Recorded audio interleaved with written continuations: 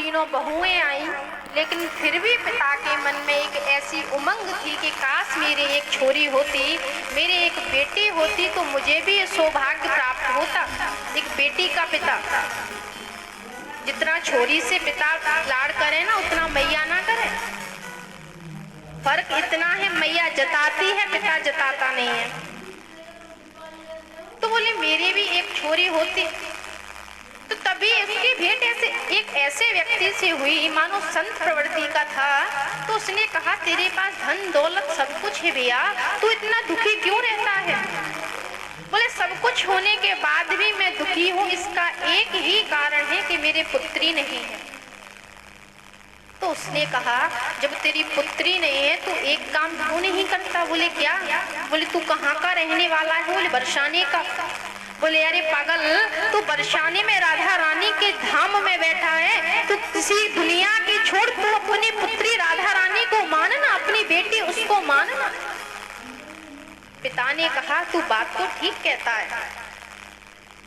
अब वो बरसाने पर अटारी पर गया और राधा रानी के दर्शन करके अटारी से उतरा तो एक राधा रानी का चित्र बनवा रखा था उसने, खूब बड़ा चित्र जैसे बनवा के, और अपने कमरे में जहां वो सोता था सामने वाली दीवार पर लगवा दिया कि सुबह उठूं तो उनके दर्शन करूं, जाऊं तो उनके दर्शन करूं। डेली का उसका सेठ का यही काम था। तब वो अपनी दुकान पर जाता था। पहले मलिहारिन चूड़ी पहनाने वाली घर आती थी, अब तो खुद चले जाते हैं। पहले की रिवाज था कि चूड़ी पहनाने वाली घर आती थी। तो उसका काम था महीने में, 2 महीने में, 10 दिन में, जब भी चूड़ी वो घर आती थी तीनों बहुओं को पहनाने। तो आज क्या हुआ कि वो जब चूड़ी पहनाने वाली चूड़ी पहनाने आई तो उसने चूड़ी 3 को नहीं 4 को पहनाई थी। 3 बहुएं थी, एक बालका थी छोटी सी। उसने कहा भैया मोकू चूड़ी ना पहनावेगी तू? बोली लाली तू कौन है? बोले मैं सेठ जी की बिटिया हूँ, मैं सेठ जी की बिटिया हूँ। तो बोले हाँ क्यों नहीं, बिल्कुल पहनाऊंगी। तो आज उसने 3 को नहीं 4 को चूड़ी पहनाई थी और 4 को चूड़ी पहनाकर वो सेठ की दुकान पर मल्हारिन चली गई और कहा सेठ जी मेरा हिसाब करिए। सेठ जी ने पैसा निकाला और उस मल्हारिन को दिया। तो कहा सेठ जी आज पैसे कम क्यों? बोले क्यों? बोले नाना मैं तो इतना इतना नहीं इतना लूंगी। बोले क्यों मल्हारिन, तूने चूड़ी का दाम बढ़ा दिया है क्या? बोले नहीं नहीं सेठ जी मैंने दाम नहीं बढ़ाया। क्यों? बोले आज मैंने चूड़ी 3 को नहीं 4 को पहनाई है आपके घर पे। बोले क्यों झूठ बोलती है?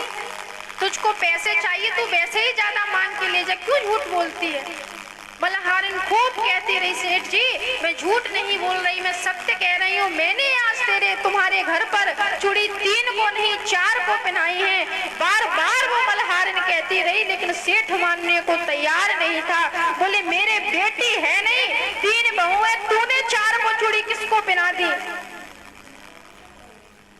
मल्हारिन को बोले बहुत। मल्हारिन ने कहा ये भी डला है तेरा दाम, मैं झूठ बोल के क्यों लूंगी? मल्हारिन वहां से चूड़ी पहनाने वाली वहां से चली गई।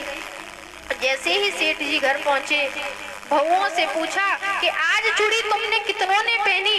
बोले 3 हमने पहनी और एक कोई बालका थी। बोली अच्छा? बोली हाँ। लेकिन तब भी सेठ जी नहीं माने।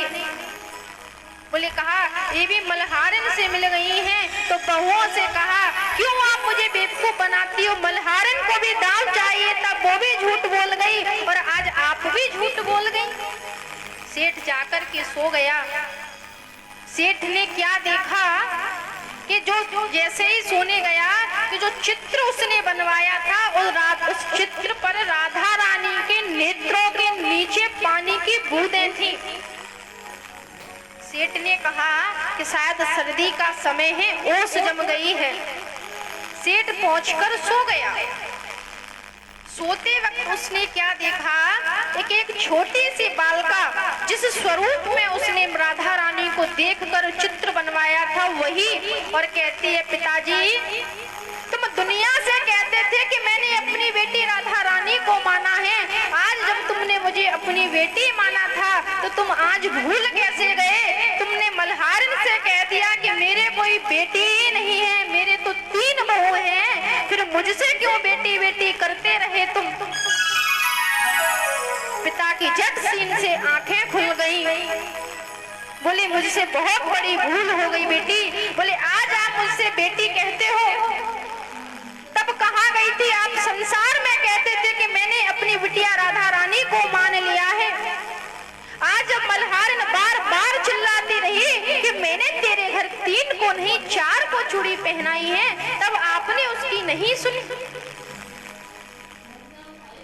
सेठ के नेत्र भर आए और जैसे ही सेठ के नेत्र भरे, स्वयं सेठ के सामने राधा रानी उसी बालिका के रूप में प्रकट हो गई और उसके आंसुओं को पोंछने लगे। बोले पिताजी, आप तो संसार में कहते थे कि ये मेरी बिटिया है, आपने अपना फर्ज नहीं निभाया, लेकिन तुमने मन से नहीं तन से बिटिया माना था, लेकिन मैंने तो तुमको पिता मन से माना था। और बेटी का फर्ज होता है पिता के आंसुओं को पोंछना, तो मैं आज आ गई अपना फर्ज निभाने।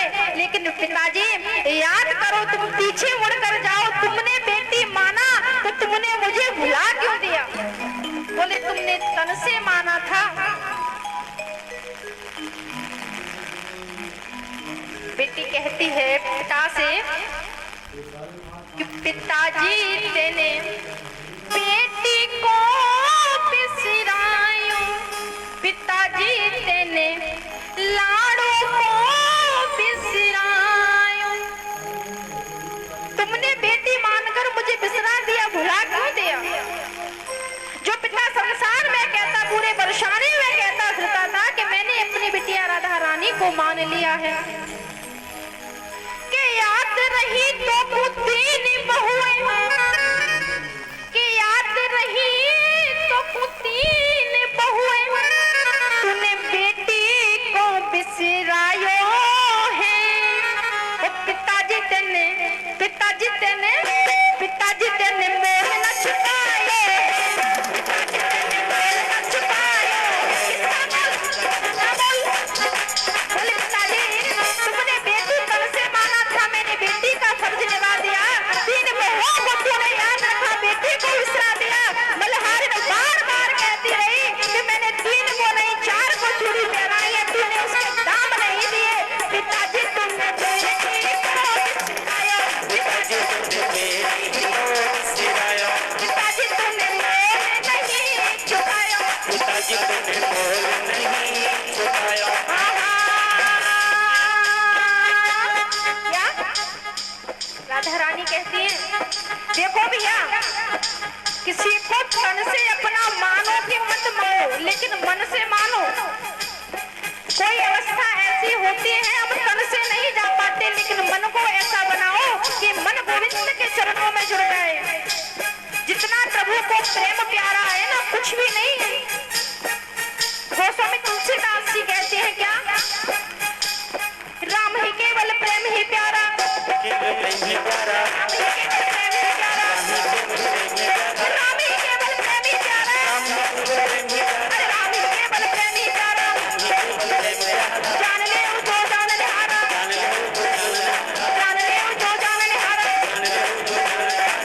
राम ही केवल प्रेम ही प्यारा।